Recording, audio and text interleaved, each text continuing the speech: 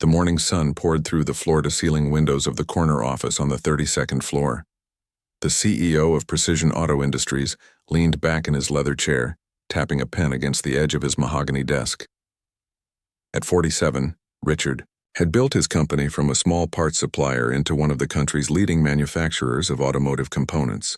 His salt and pepper hair and the fine lines around his eyes were the only hints of the stress and long hours that had gone into creating his empire. On his desk sat the latest quarterly report, and for the first time in 5 years, the numbers weren't looking good. Customer satisfaction was down, quality complaints were up, and the executive team seemed more interested in explaining away the problems than solving them. Something's not right, Richard mumbled to himself as he stood up and walked to the window. Below him, the city sprawled out like a living map. Tiny cars moving along streets, people going about their daily lives. Among them were thousands of mechanics using his parts every day. When was the last time he had actually seen one of his products being installed? When had he last heard unfiltered feedback from the people who relied on his company's quality to do their jobs? His assistant knocked lightly on the doorframe. "Your 10 o'clock is here. The marketing team has the new campaign ready for your approval." Richard nodded, but didn't turn away from the window. "Tell them I'll be a few minutes late." After she left, he picked up the report again, flipping to the page that bothered him most. Complaints about part durability had increased by 23% in garages serving working-class neighborhoods. The executive summary suggested this was due to improper installation techniques, rather than any actual product issues. "That's too convenient," he said aloud to the empty office. 5 years ago, he would have gone to check himself. When had he become so disconnected? His phone buzzed with a text from his daughter. "Dad, don't forget Mom's birthday dinner tonight. Please try to be on time for once." Richard sighed. Even his family felt the distance that had grown as he'd climbed higher in the business world. Something had to change.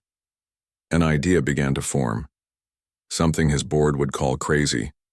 Something his executive team would fight against. But he couldn't shake the feeling that it was exactly what he needed to do. By lunchtime, the idea had become a plan. Richard canceled his afternoon meetings and called in his most trusted HR manager. "I need a new identity," he explained to the confused woman sitting across from him. "I'm going undercover." The next week was a flurry of secret preparations. Richard created a backstory for Rick, a middle-aged mechanic with 20 years of experience who was looking for work after his previous garage closed down. He had HR create legitimate-looking but fake employment records. His assistant was told he was taking personal time to deal with family matters, a half-truth that made him wince but seemed necessary. He grew out his neatly trimmed beard, traded his designer suits for worn jeans and work shirts, and practiced changing the way he spoke, removing the polish of his business education. He studied up on current garage operations, refreshing the knowledge from his early days when he'd worked as a mechanic himself to put himself through college. Those days felt like another lifetime now.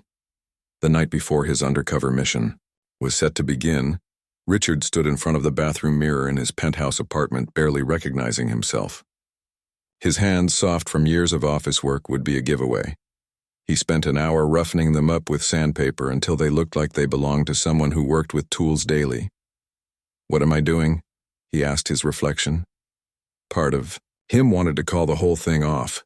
He had responsibilities, meetings, a company to run. But another part, the part that remembered why he'd started this business in the first place, knew this was something he had to do. He'd selected 5 garages across different neighborhoods in the city. Each one used his parts extensively, and each served a different demographic. He would spend 2 weeks at each one, working as a regular mechanic, seeing firsthand how his products performed and what challenges these shops faced. That night, he slept poorly, his mind racing with doubts and possibilities. By dawn, he was up and dressing in clothes that still felt strange against his skin. Heavy work boots instead of Italian leather shoes, a plain t-shirt under a flannel button-up instead of a crisp dress shirt and tie. He made himself a simple breakfast, something Rick would eat, eggs and toast instead of his usual protein smoothie. As he ate, he reviewed the details of his first placement. Barton's auto shop in the east side of the city, an area that had been struggling economically For years. The owner, Jerry, had agreed to take on an experienced mechanic for a couple of weeks.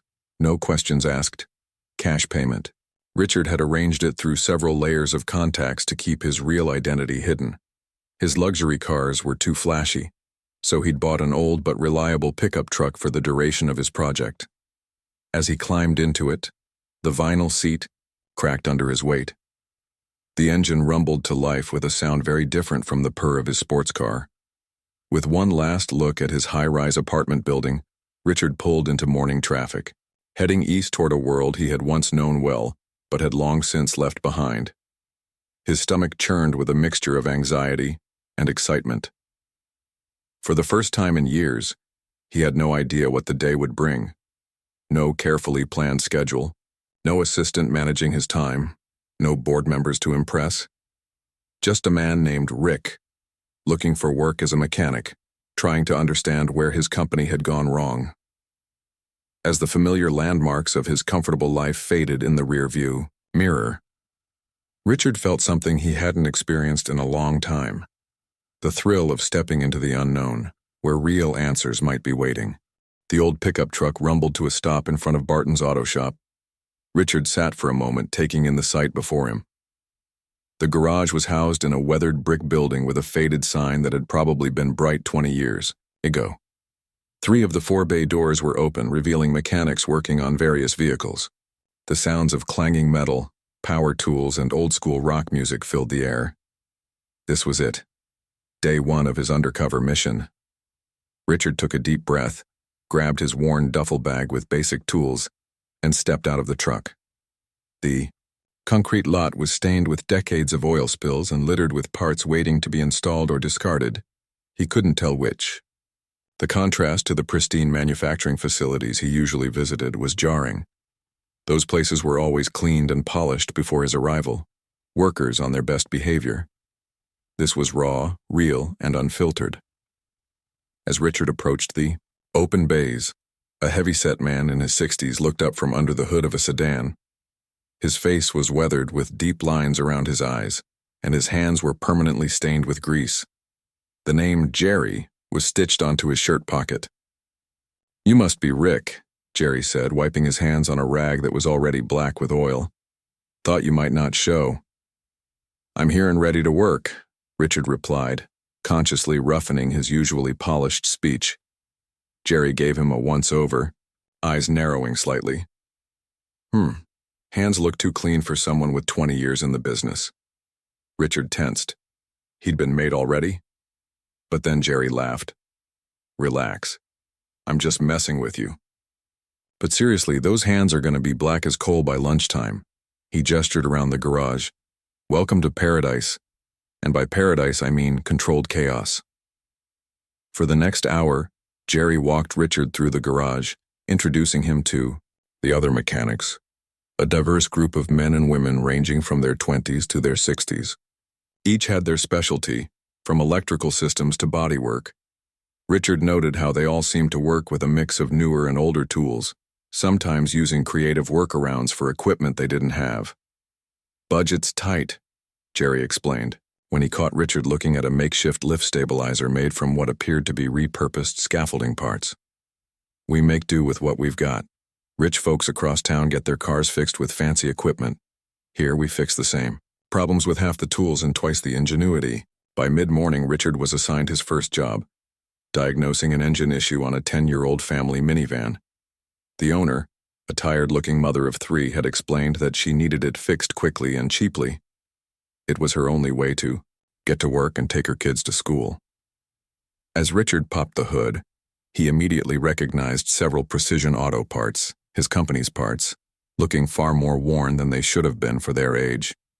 One of the gaskets was clearly leaking, and the housing around it showed signs of warping.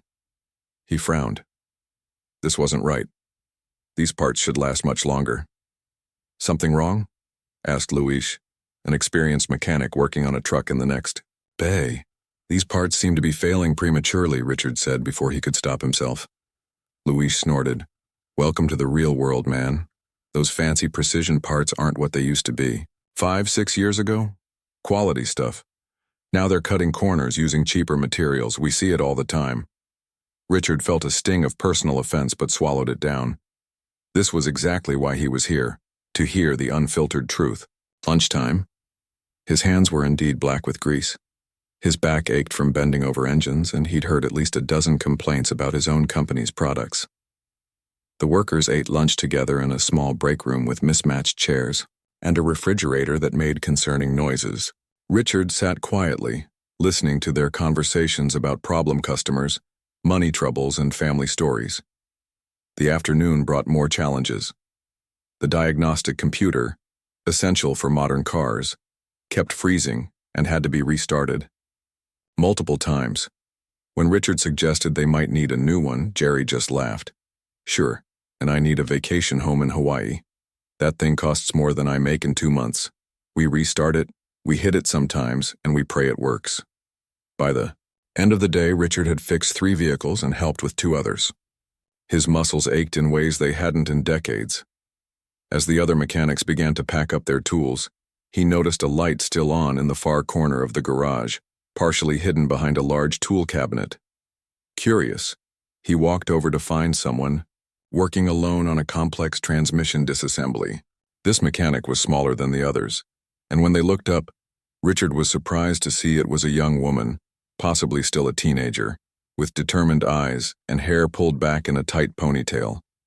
She was using a tool that made Richard wince, a wrench that had clearly broken and been re-welded, with electrical tape wrapped around the handle. As she worked, she hummed to herself, completely absorbed in the task. "Shouldn't you be using a Torque wrench for that?" Richard asked before he could stop himself. The young mechanic looked up, seemingly annoyed at the interruption. "Should I?" "Sure. Do we have one that works?" "Nope." She gestured at her makeshift tool.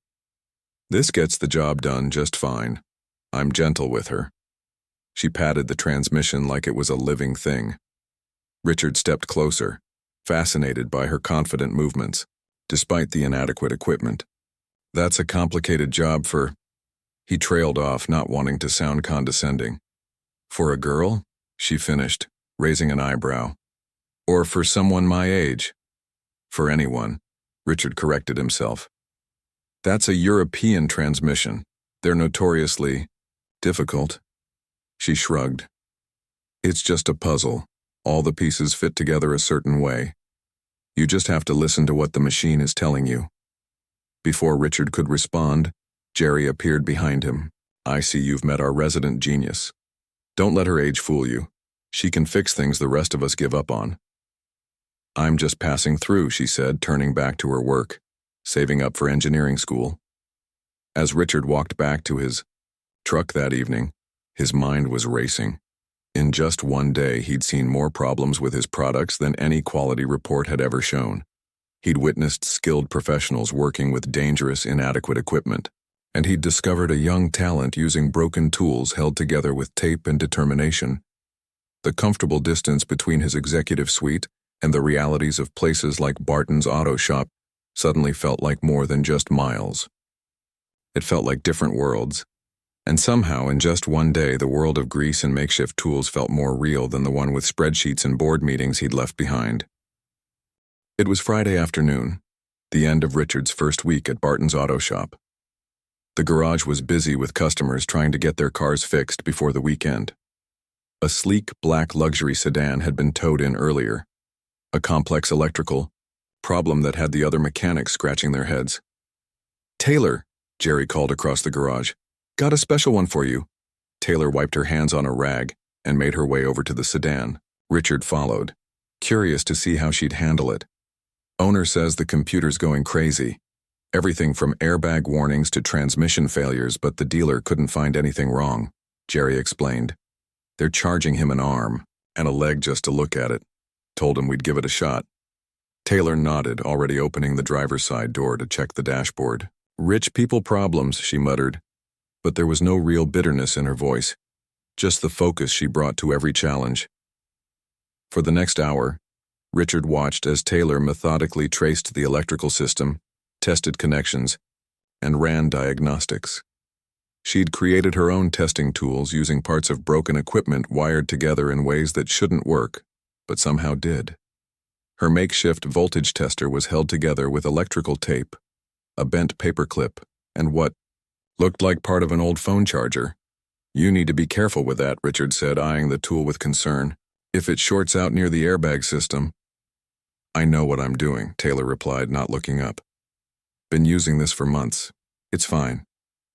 Richard bit his tongue. He wanted to tell her about the proper equipment his company made.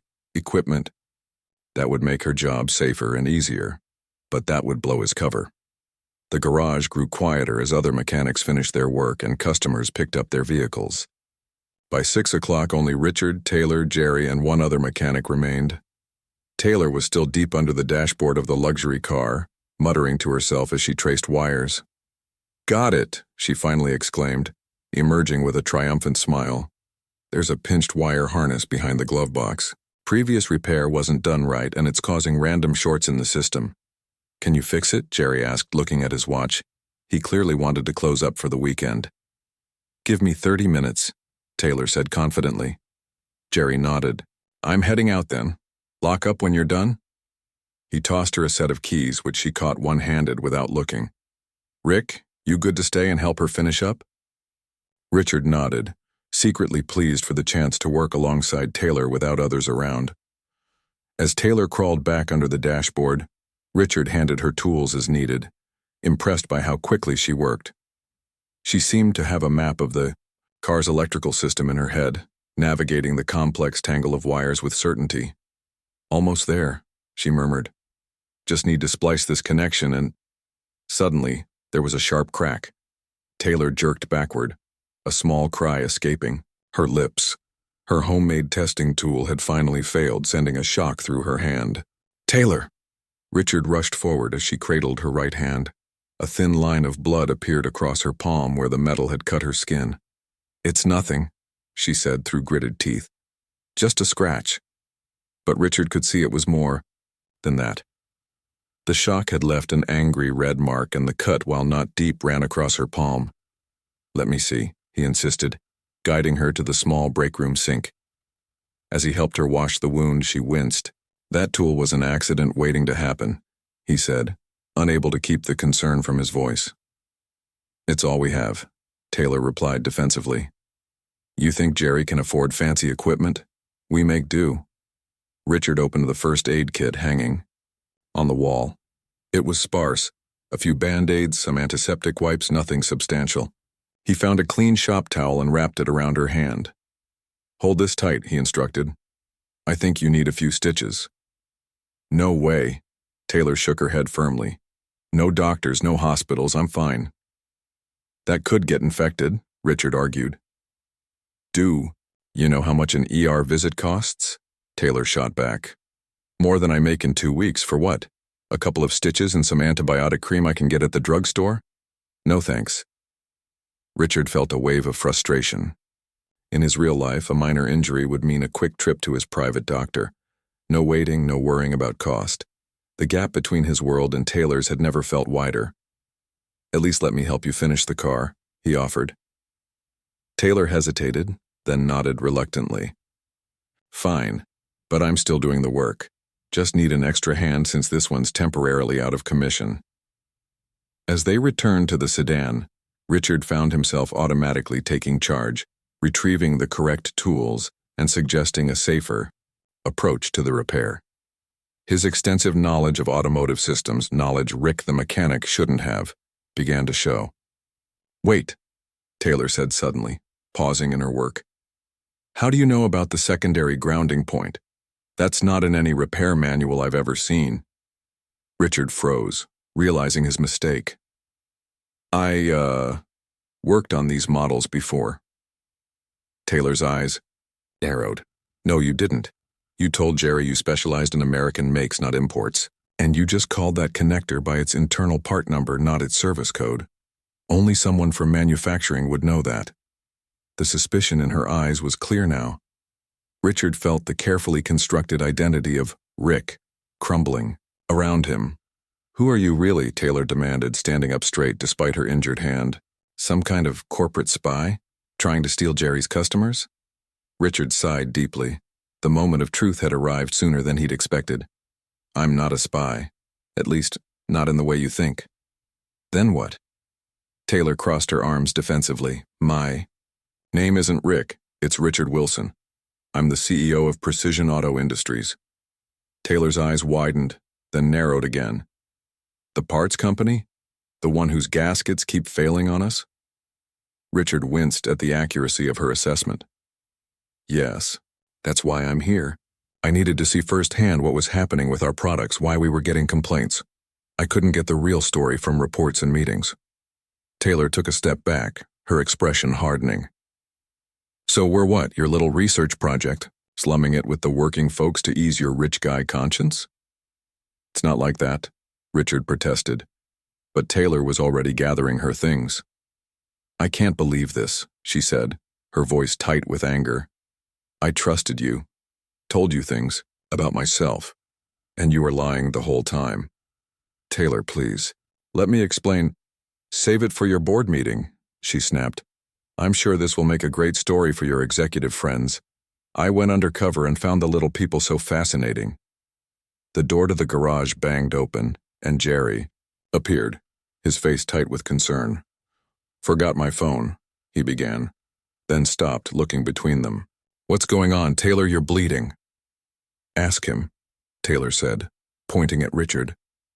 Or should I say, ask the CEO of Precision Auto Industries who's been spying on us all week. Jerry's expression changed from concern to fury in an instant. What the hell is this?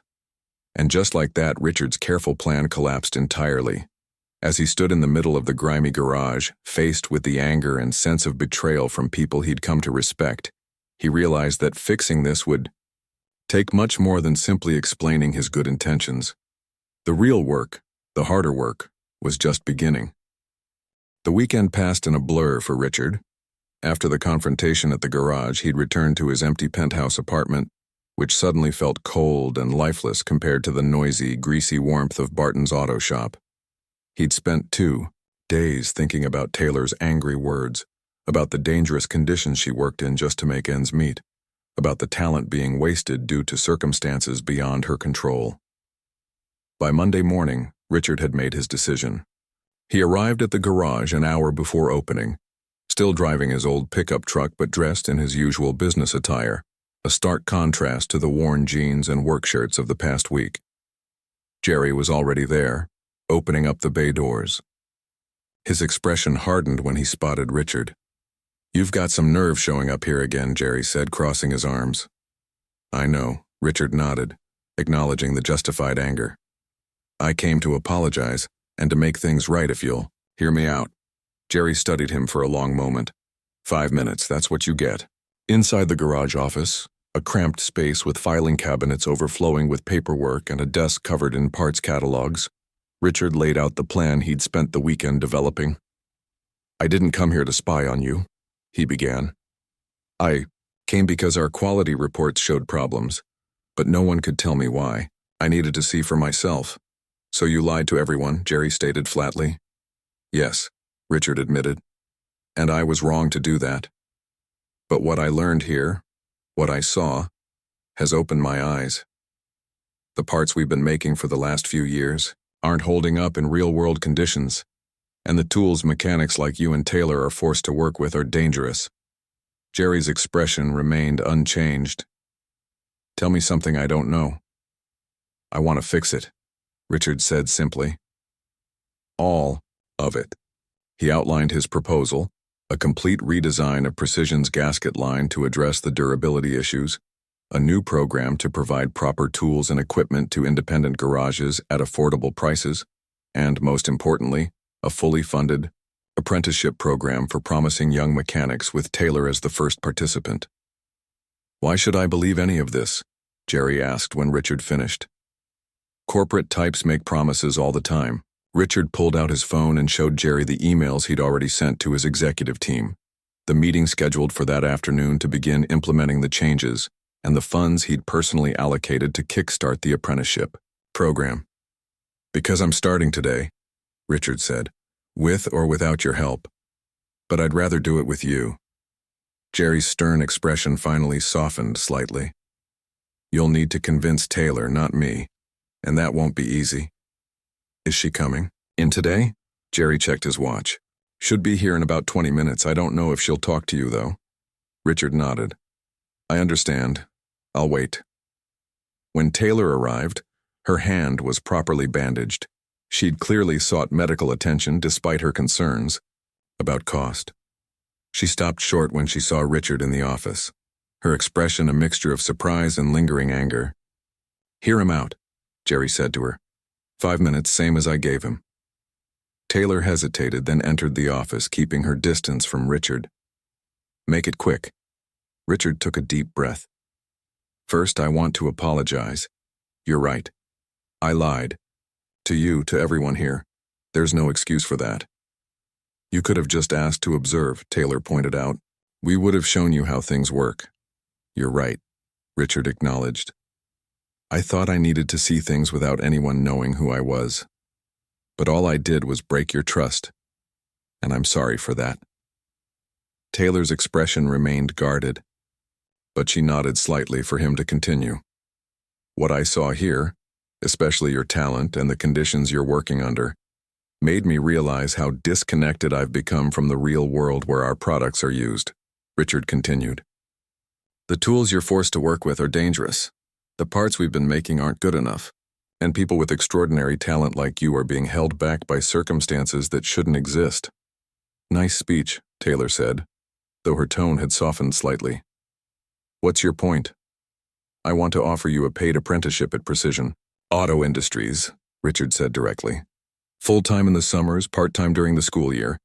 We'd pay for your engineering education at Georgia Tech, and you'd work with our research and development team to help design better parts that won't fail the way you've seen them do. Taylor's carefully maintained mask of indifference slipped, revealing brief shock before she composed herself. And what do you get out of this? A brilliant mind that understands both the theoretical and practical sides of our business, Richard replied honestly. Someone who can help us make products that actually work in real-world conditions. And the satisfaction of knowing I helped, someone who deserves it. Taylor looked to Jerry, who gave a small nod of encouragement. And what about this place? She asked. What about the other mechanics who need proper tools? Richard smiled slightly. That's the second part of my proposal. He explained his plan to establish a program providing proper equipment to independent garages like Barton's, starting with a complete refit of their shop as a pilot case. Why should we trust you? Taylor asked, the crucial question hanging in the air. You shouldn't, not yet, Richard admitted. I haven't earned that, but I'm asking for a chance to prove this isn't just talk. He handed her a business card with his personal cell number written on the back. This starts today if you want it. No strings attached. 6 weeks later, Barton's auto shop looked like a different place. New lifts had been installed, proper diagnostic equipment replaced the old failing computers, and every mechanic had a complete set of professional-grade tools. A fresh sign hung outside, and the waiting area had been renovated for customer comfort. Taylor, dressed in a new Precision Auto Industries polo shirt, was showing a group of high school students around the garage as part of the new community outreach program. Her confidence had grown visibly in the short time since she'd accepted Richard's offer. This is where I started, she told the wide-eyed teens, pointing to the far corner of the garage that had once been her workspace.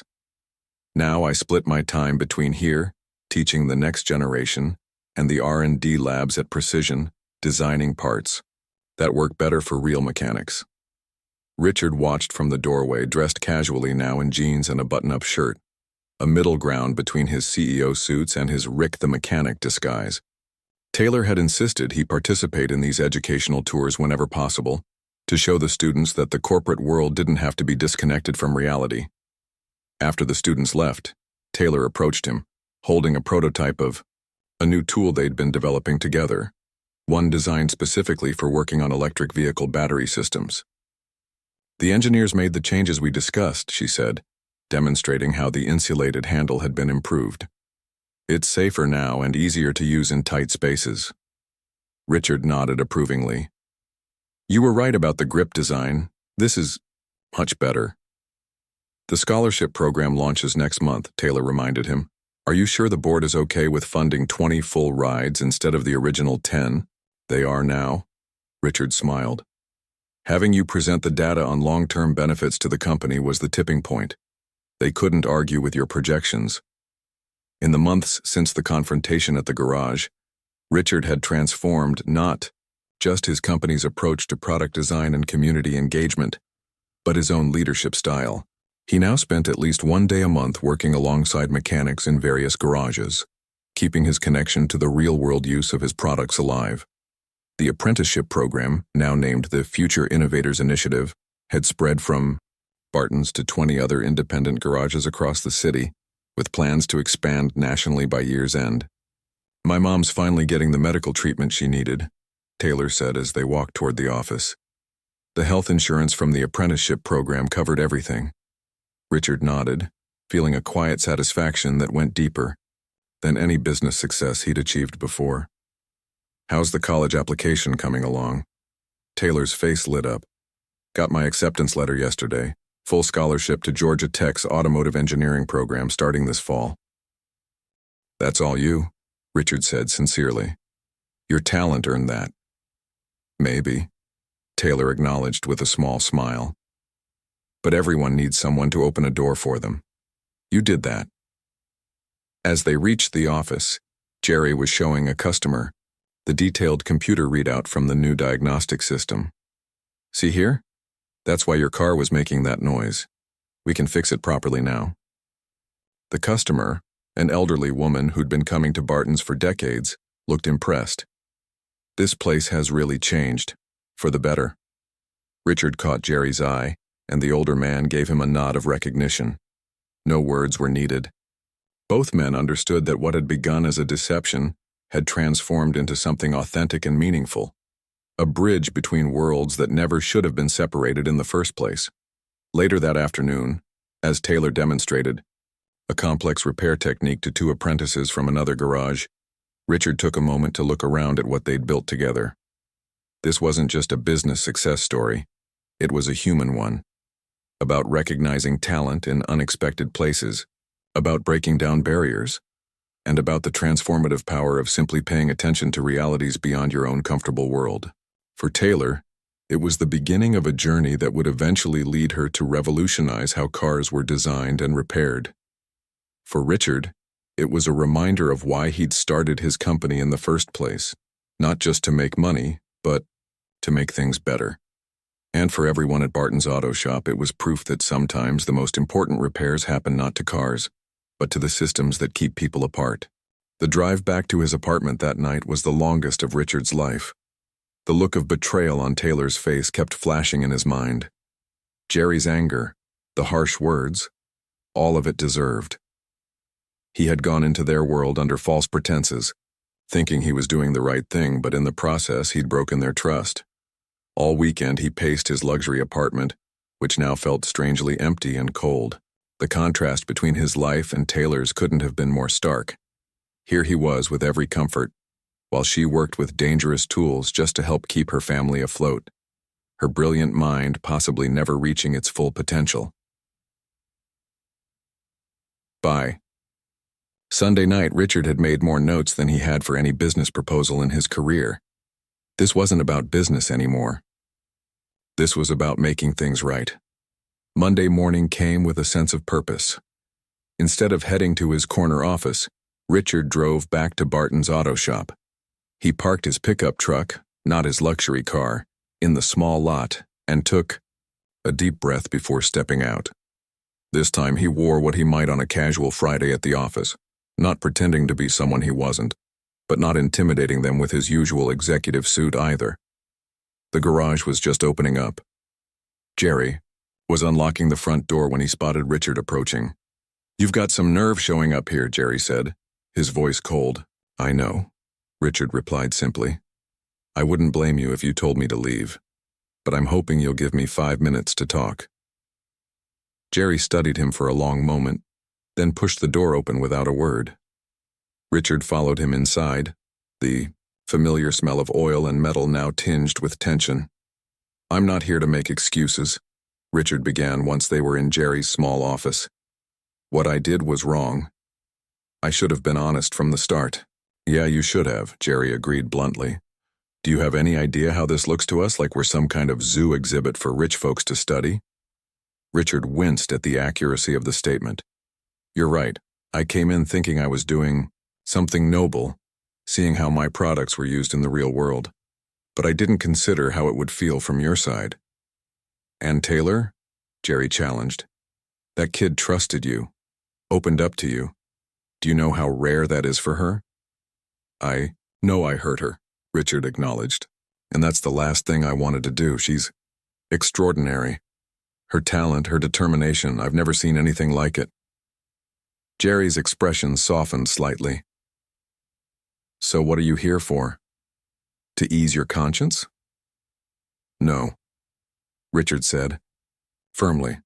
I'm here to make changes, real ones. He pulled out a folder and placed it on Jerry's cluttered desk. This is my plan. I'd like your honest opinion on it. Jerry eyed the folder suspiciously but opened it.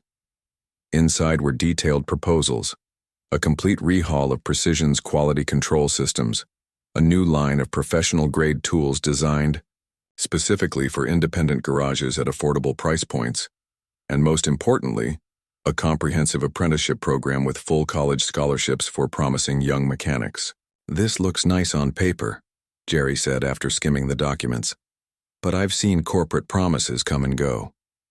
Which is why I've already transferred the initial funding into an independent foundation, Richard replied. It's happening whether my board likes it or not.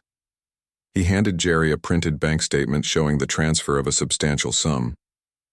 This isn't about PR. This is about fixing what's broken, in my company and in the system. Jerry leaned back in his chair, considering.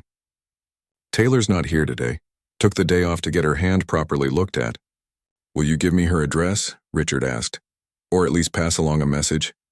Jerry hesitated, then wrote an address on a scrap of paper. This is her school. She'll be out at 3:15. That's all I'm giving you. The rest is up to her. The high school looked like any other. A brick building with teenagers flowing in and out according to the bell schedule. Richard felt out of place as he waited in the parking lot, wondering if Taylor would even speak to him. When she emerged from the building, he almost didn't recognize her. In her school clothes, jeans and a simple hoodie, with her hair down, instead of pulled back in her work ponytail, she looked even younger. Her right hand was properly bandaged now. She spotted him immediately and froze. For a moment, he thought she might turn and walk the other way. Instead, she approached, wariness evident in every step. Jerry told me you might show up, she said, stopping several feet away. I wanted to apologize, Richard said, properly, and to talk to you about something important if you'll let me. Taylor glanced around the busy parking lot. Not here. They ended up at a small coffee shop a few blocks away. The afternoon crowd was thin, giving them a quiet corner to talk. Taylor ordered a simple black coffee. Richard did the same, though. He usually preferred lattes.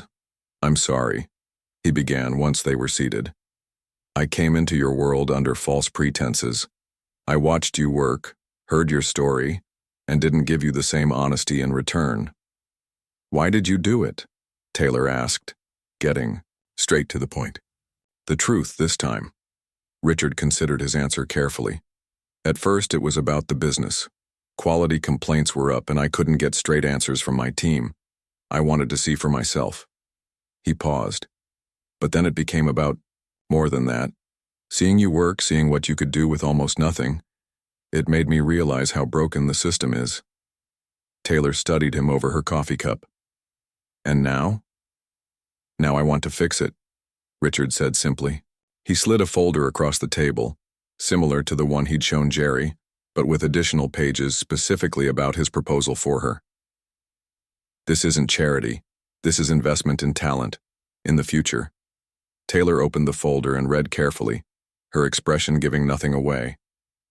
The proposal laid out a clear path, a paid apprenticeship at Precision Auto Industries, a full scholarship to Georgia Tech's engineering program, and a guaranteed position after graduation if she wanted it.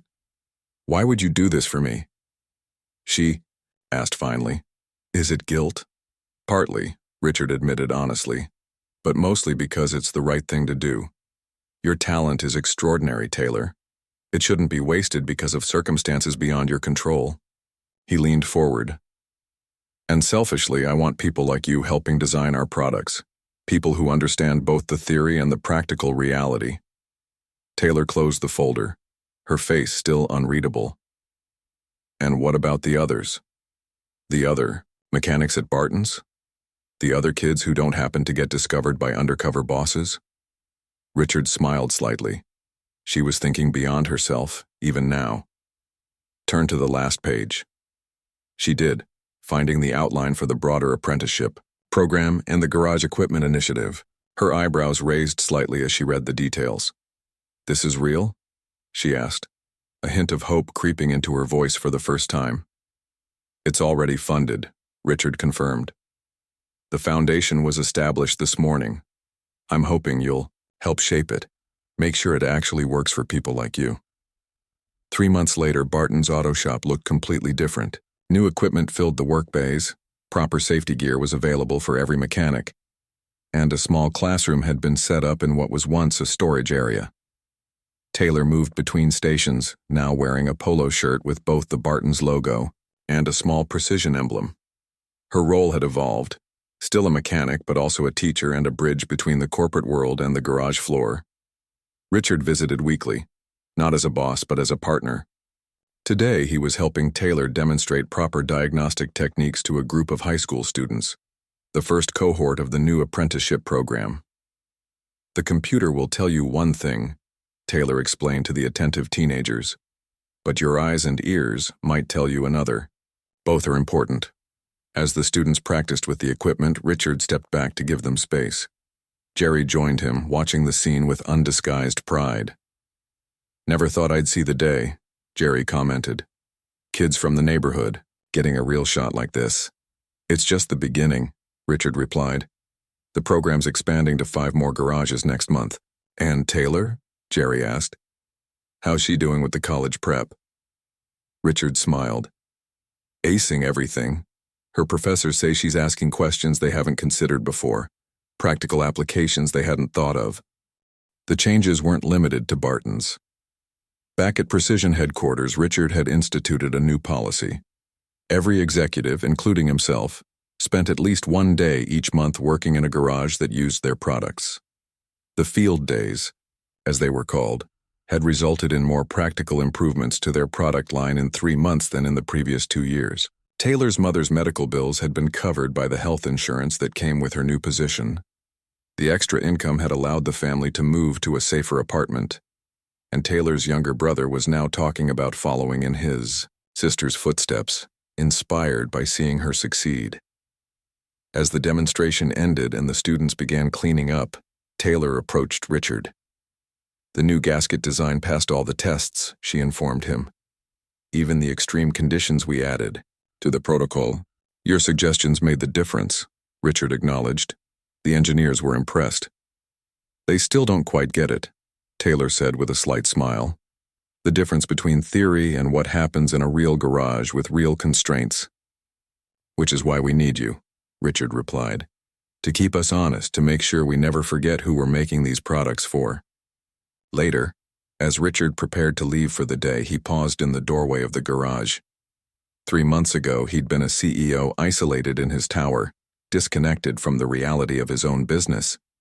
Now, he was part of something more meaningful, a transformation not just of a garage or a company, but of lives, including his own. Taylor was working with a young student who was struggling with a particular technique. Her patience, her clarity in explaining complex concepts in simple terms, these were gifts as valuable as her mechanical aptitude. See how it fits together, she was saying. Every part has a purpose. Nothing is wasted. Richard smiled as he walked to his car. Those words could apply to so much more than engines. In the great machinery of society, every person had potential, a purpose, a contribution to make. Sometimes all it took was the right tools, the right opportunity, and someone who cared enough to make it happen. As he drove away from Barton's, Richard no longer felt the gulf between his world and theirs. The boundaries had blurred, connections had formed, and in that space between worlds, Something new and better was taking shape, not just for Taylor, not just for Precision Auto Industries, but for an entire community that had been overlooked for too long. The undercover boss had discovered more than just a talented mechanic. He had found a new purpose, a better way forward, and perhaps most importantly, a reminder of why his work mattered in the first place.